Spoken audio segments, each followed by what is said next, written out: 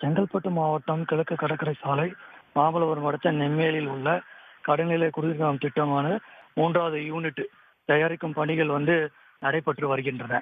அதுக்காக பார்த்தீங்கன்னா ராட்சச பைப்புகளை சுமார் கடலில் கொண்டு செல்லப்படும் ராட்சச பைப்புகள் கடலின் வேகத்தை தாக்கு பிடிக்க முடியாமல் நேற்று பார்த்தீங்கன்னா அந்த பைப்பு மற்றும் மீனவர் பகுதி படகுகள் நிறுத்தக்கூடிய அந்த கரைப்பகுதிக்கு விட்டது.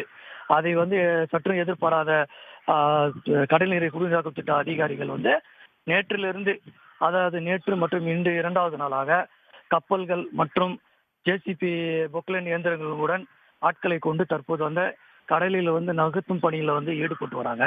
கடல் பகுதியில் பார்த்தீங்கன்னா கடலுடைய வேகமும் சற்று அதிக அளவில் இருப்பதால் இதை நிலைநிறுத்தி இதை நேர்படுத்துவதில் சற்று சவாலாக உள்ளது.